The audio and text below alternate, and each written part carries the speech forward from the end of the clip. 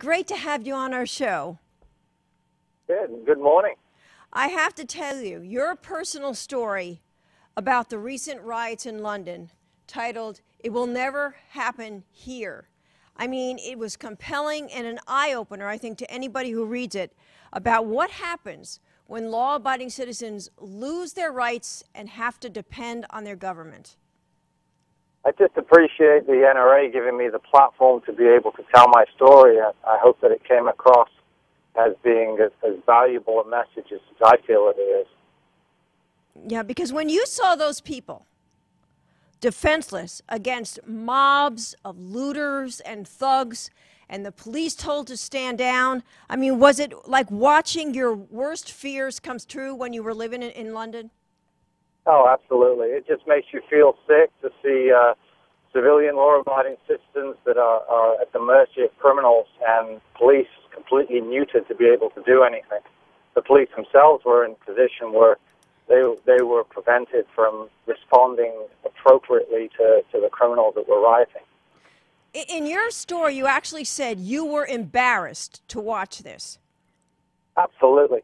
Absolutely. When you see, British citizens standing there and being accosted in the street and mugged and without any type of resistance whatsoever, giving up, the contents of their backpacks they were carrying, emptying their wallets, giving up, jackets, clothes that are being stolen from these people without any resistance at all. It is sickening. But I blame the media primarily, which has brainwashed the British system into believing that they should never resist. They should never resist. They should never resist.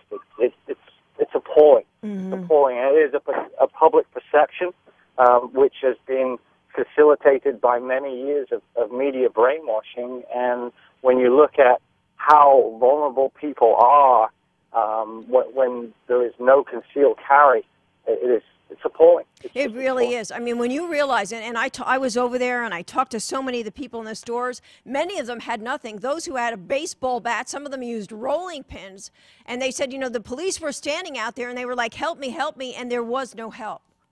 No, they didn't do anything. They did absolutely nothing. The police were just as afraid themselves because the culture over there has evolved into something where I believe people are taught to become victims, and I just say no to that. That's a disgusting thing. And one thing you point out, and again, and I think many of the people, the gun owners that I talked to over there were the first to admit, we made the mistake. We didn't speak up, we didn't fight, but they also point out they really weren't unified like you see with the NRA. The NRA is the greatest defender for the Second Amendment. It is an incredible organization that unifies shooters, whether they are black gun shooters, whether they're black powder shooters, whether they are bow hunters. It doesn't make any difference to the NRA. The NRA opens their arms to all and supports the rights of all through hunting and through Second Amendment protection, through lobbying on Capitol Hill. It is so important that we, as gun owners, support the NRA. It's important that we, when we're in ranges, we talk to the people around us and we ask them, are you an NRA member? And if not, why not? Do you understand that your rights have no protection without the NRA? But you were there, actually, in England when they first started confiscating the guns, weren't you? Yes, I was. I mean, you really didn't have a choice.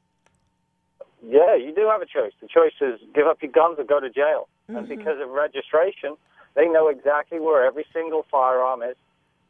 It takes a great deal of time to enact the plans that were enacted in the UK. And I always say that before confiscation comes registration. And any government across the world will always give you the same line about how we're just trying to keep the guns out of the hands of the criminals. We're looking to protect the populace. It's not true.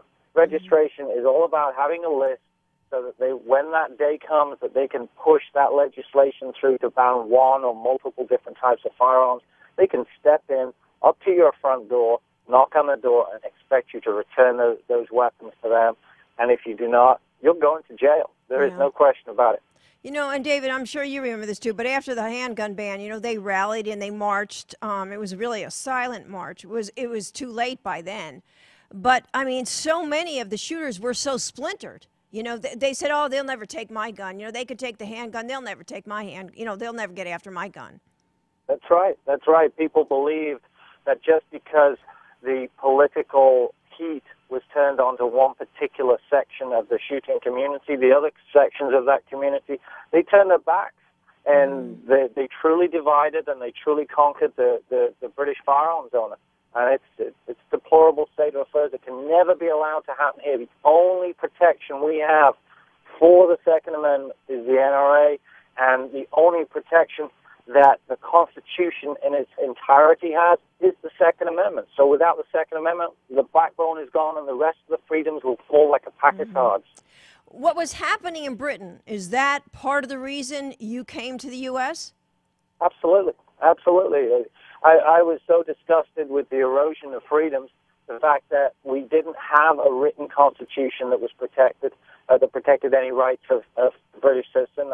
I just became so frustrated that I looked for other places to go, and the U.S. has a written constitution that guarantees rights of individuals, has a Bill of Rights, and that was what attracted me to the U.S. It's not about guns; it's about freedom. It is. You're so right. But it's so interesting because you moved here, you own tactical rifles, which makes fine precision rifles. I mean, is that something you always wanted to do? What made you go into that business? It was always been an interest of mine. It's not something that I did as as a money-making venture. They always say if you ever want to make $1 million a year in the firearms industry, you need to start with about $5 million. And I don't follow that particular line of work because of anything else other than that it is a passion of mine. And I like what I do. I like the opportunity of speaking to hundreds of God-fearing Americans every year, and these guys appreciate the work that we do. We do extremely high-quality work. And they're on the enthusiast end of the market. So it's a nice thing to do. There's a career that makes money, there's a career that gives you satisfaction, and I think I'm falling in the latter category. Yeah, it's really, really neat what you do. But, it's also interesting, again, as you point out in your story, they talk about public safety. This is about reducing gun crime. And you talk to the police over there, and they'll look right at you, and they'll tell you, hey, it hasn't done anything. Oh, quite. I'd go one step further than that. Not has it not done anything. It has made the situation worse. Absolutely, yes. It has absolutely polarized the reality of the fact there is no relationship between armed crime and legitimate firearms owners. Once you remove the guns from the legitimate firearms owners, if armed crime still exists, what you're doing is proving the fact that you attacked the wrong group. Yeah. And I remember when I was over there and I had interviewed this street thug, he said it's not going to make a bit of difference. In fact, he said it's going to make it worse. And he called the gun ban a crock. That's the words he used. Yeah, it's ridiculous.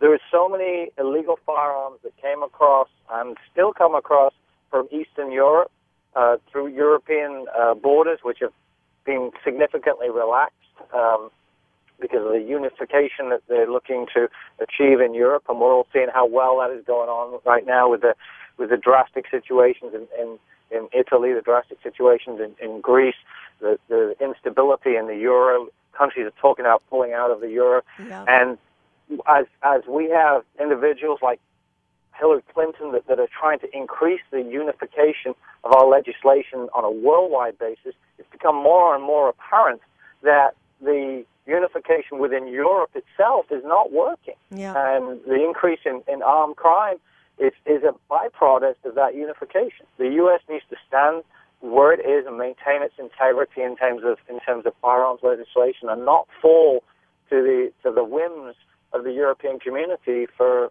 firearms unification. And it's scary because you look at this administration and they're signing on to the UN Small Arms Treaty. That's exactly it. They're trying to sell us out through the side door. Yep.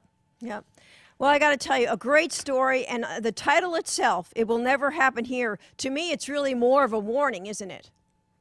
Absolutely. I wrote that story to highlight what happens if we turn our back on legislation that is trying to erode our rights. Well, it doesn't matter because it's only a 10-round magazine. Yes, it does. It doesn't matter if they try to pass legislation for the most obscure, ridiculous, fringe firearm that you could possibly imagine. It's all about the same picture. They test the water, they get in through the side door, they erode rights gradually, and if you see in the UK the time scale that it took from 1968 to 1994 to achieve the ban that they want. The guys that wish to erode our rights are incredibly wealthy and incredibly patient. Absolutely. And we have to be vigilant, and the vigilance that we have is the guys at the NRA protecting our rights. Because talk to the folks in England. Once they're gone, they're gone. They're gone for good. Legislation never comes place to restore rights. Legislation only removes rights. All right. Thanks so much for taking the time, and thanks for giving us this great perspective, because I think Americans, even if you don't own a gun, you need to know what this is about, because you said it's more than guns. It's about freedom, and it's about our rights. Thank you very much. Appreciate you talking to me.